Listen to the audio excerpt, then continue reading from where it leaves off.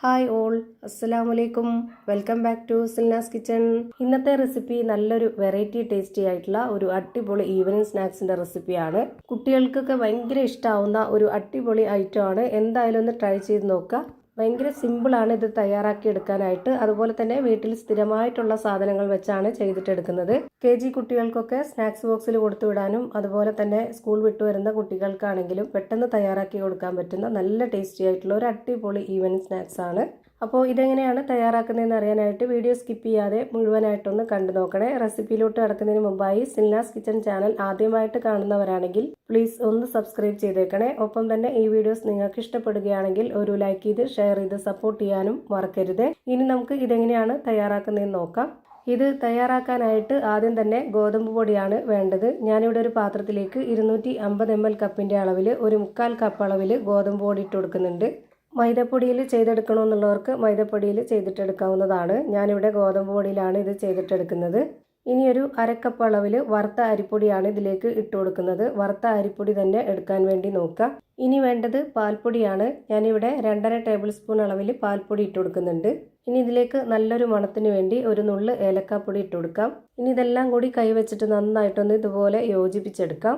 ആദ്യം ഈ ഒരു മൈദപ്പൊടിയും അതുപോലെ പാൽപ്പൊടിയും അരിപ്പൊടി ഏലക്കാപ്പൊടി എല്ലാം കൂടെ ചേർത്ത് കൈവച്ചിട്ട് ഇതുപോലെ ഒന്ന് നന്നായിട്ട് യോജിപ്പിച്ചെടുത്തതിന് ശേഷം മാത്രം ഇതിലേക്ക് നമ്മൾ മധുരത്തിന് വേണ്ടിയിട്ട് ഉരുക്കിയെടുത്തിട്ടുള്ള ശർക്കര ഒഴിച്ചു കൊടുക്കുന്നുണ്ട്.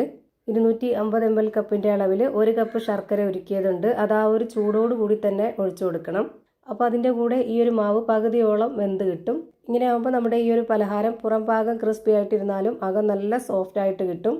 ശർക്കര ഓരോരുത്തരുടെ മധുരത്തിനനുസരിച്ച് എടുക്കാവുന്നതാണ്. ഞാനിവിടെ 200 ഗ്രാം ശർക്കരയാണ് 250 ml കപ്പിൻ്റെ അളവിൽ വെള്ളം വെച്ച് ഉരുക്കിയെടുത്തിട്ട് ഒഴിച്ചെടുത്തിട്ടുള്ളത്. ശർക്കരയിൽ ചെയ്തെടുക്കുമ്പോഴാണ് നമ്മുടെ ഈ ഒരു പലഹാരം നല്ല ടേസ്റ്റി ആയിട്ട് കിട്ടുന്നത്. ഇനി നിങ്ങൾക്ക് പഞ്ചസാര മതി എന്നുണ്ടെങ്കിൽ പഞ്ചസാര ഇട്ട് കൊടുത്തതിന് ശേഷം ചൂടുവെള്ളം ഇതിലേക്ക് ഒഴിച്ചു കൊടുത്തിട്ട് ഇതുപോലെ മിക്സ് ആക്കിയിട്ട് നന്നായിട്ട് കുഴച്ചെടുത്താൽ മതി. ഇത് നല്ല ചൂടായതുകൊണ്ടാണ് ആദ്യം സ്പാച്ച് വെച്ചിട്ട് ഇതുപോലെ ഇളക്കി കൊടുത്തിട്ടുള്ളത്. ഇപ്പോൾ ഇത് പകുതിയോളം ചൂടാറിയിട്ടുണ്ട്. ഇനി നമുക്കിത് കൈവച്ചിട്ട് നല്ലപോലെ കുഴച്ചെടുക്കാവുന്നതാണ്. ഈ മാവിൻ്റെ പരുവം എന്ന് പറയുന്നത് ലൂസായിട്ടിരിക്കരുത്. ഇത് കാണുമ്പോൾ നിങ്ങൾക്ക് മനസ്സിലാവുന്നുണ്ടാവും ഇതിൻ്റെ കറക്റ്റ് ആയിട്ടുള്ള പരുവം. കുറച്ചൊന്ന് ടൈറ്റ് ആയിട്ടാണ് ഇരിക്കുന്നത്. ഇങ്ങനെ ആകുമ്പോഴേ നമുക്ക് ഇഷ്ടമുള്ള ഏതെങ്കിലും ഒരു ഷേപ്പിൽ റെഡിയാക്കി എടുക്കാൻ പറ്റുള്ളൂ. ഇനി നമ്മുടെ കയ്യിൽ കുറച്ച് ഓയിലൊന്ന് സ്പ്രെഡ് ആക്കിയതിന് ശേഷം നമുക്ക് ഇതുപോലെ ഇതിൽ നിന്ന് ഒരു കുറച്ച് മാവ് എടുത്തിട്ട് ഒന്ന് ചെറുതായിട്ട് ബോൾസ് ടൈപ്പിലാണ് ഞാനിവിടെ ആക്കിയെടുക്കുന്നത്. ഇതേപോലെ ചെറിയ ചെറിയ ബോൾ ഷേപ്പിലാണ് ഞാനിവിടെ ആക്കിയെടുക്കുന്നത്. എന്നാലാണ് നല്ല അകമൊക്കെ പെട്ടെന്ന് വേവുകയും ചെയ്യും. അതുപോലെ കാണാനും നല്ല ഭംഗിയുണ്ടാവും. അതുപോലെ ഇത് കഴിക്കാനാണെങ്കിൽ ഒരു പ്രത്യേക ടേസ്റ്റാണ്. ഇതേപോലെ തന്നെ ഞാൻ എല്ലാ മാവിലും ചെയ്ത് ഒരു പാത്രത്തിലേക്ക് മാറ്റിയിട്ടുണ്ട്.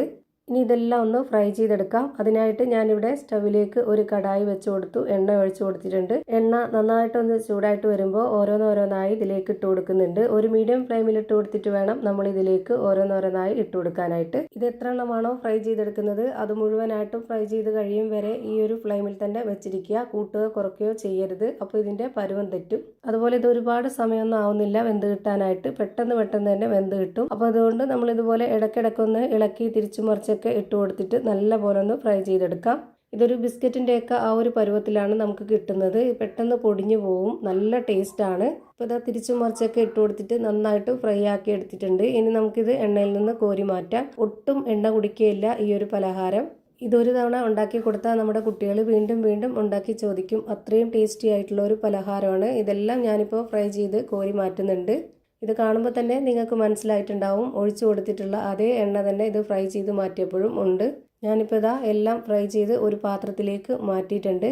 ഇതിൻ്റെ അകമൊക്കെ നല്ല പോലെ വെന്ത് കിട്ടിയിട്ടുണ്ട്. ഞാനിതൊന്ന് പൊട്ടിച്ച് കാണിക്കുന്നുണ്ട്. അപ്പോൾ ഇത്രയേ ഉള്ളൂ ഇന്നത്തെ വീഡിയോ. വീഡിയോ ഇഷ്ടമായാൽ ലൈക്ക് ചെയ്യാനും കമൻറ്റ് ചെയ്യാനും ഷെയർ ചെയ്യാനും മറക്കരുത്. അതുപോലെ തന്നെ ഞാനിടുന്ന പുതിയ പുതിയ വീഡിയോസ് നോട്ടിഫിക്കേഷനായിട്ട് കിട്ടുന്നതിന് വേണ്ടി സബ്സ്ക്രൈബ് ചെയ്ത് ബെല്ലൈക്കൺ അമർത്തി അതിൽ ഓൾ എന്ന ഓപ്ഷൻ എനേബിൾ ചെയ്ത് കൊടുക്കാനും മറക്കരുത്. പുതിയൊരു വീഡിയോയുമായി വീണ്ടും വരും. Thank you for watching.